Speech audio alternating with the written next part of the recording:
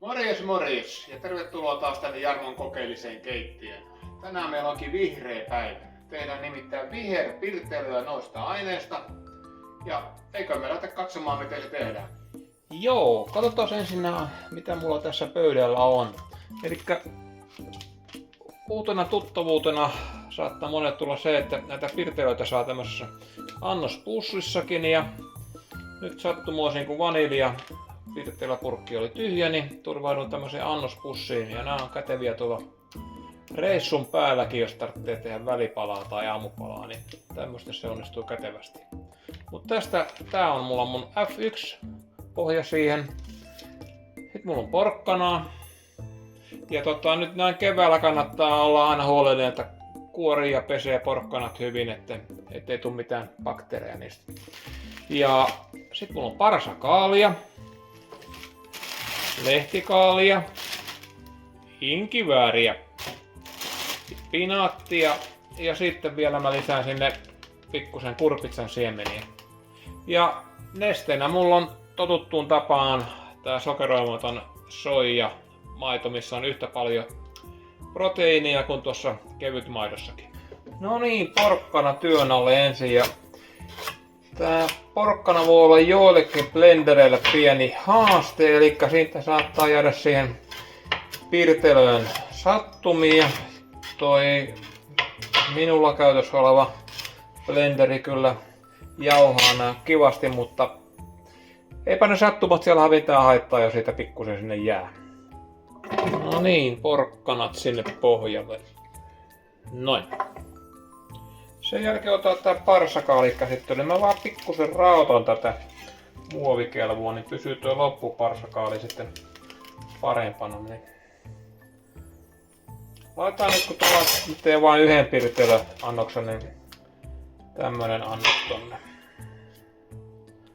Ei sitä sen enempää tarvitse pilkkoa. Ja parsakaalit sinne porkkanoiden jatkoksi. Alkaa olla kivasti väriä siinä. Ja seuraavaksi mulla on tässä lehtikaali ja tätä mä en oo... Tässä mä otan vaan tän keskiruodon pois. Sekin nyt varmaan tossa menisi blenderissä ihan hyvin, mutta oonpa tottunut sen rappaamaan siitä pois, mutta loput sitten tonne entisten joukkoon. No niin, siellä alkaa olla täytettä mukavasti. Ja se on spinaatin vuoro ja sitä mä en sen kummemmin pilkokkaan, vaan laitetaan se suoraan tonne pinon päälle. Ja sitten mulla löytyy näitä kurpitsan siemeniä, mitä mä kerron, että mä laitan aina itse pikkusen joukkoon ton verran. Noin. Ja lähdetään lisäilemään nesteitä seuraavaksi. Laitetaan kuitenkin ennen nesteitä tää vaniljajauhe tonne sekaan. Ja kyllä mä itse asiassa laitan sinne vielä mitaan tai kaksi proteiinijauhetta sekaan. Pieni hetki. No niin, nyt kaivettiin proteiinijauhki tähän esille. Eli mulla on tätä PDM vegaaniversiota tässä. Laitetaan nyt mitallinen sitä tällä kertaa, kun tulee vain yksi annos, niin saadaan vähän lisäprotskua siinä. Näin. Sitten tuossa nesteen vuoro, ja mulla on tässä tosiaan 2,5 desiä sitä soijamaitoa, ja mä pikkusen pelkään, että ei ihan riitä, mutta jatketaan vedellä vaikka sitten, jos se jää kovin paksuksi. Niin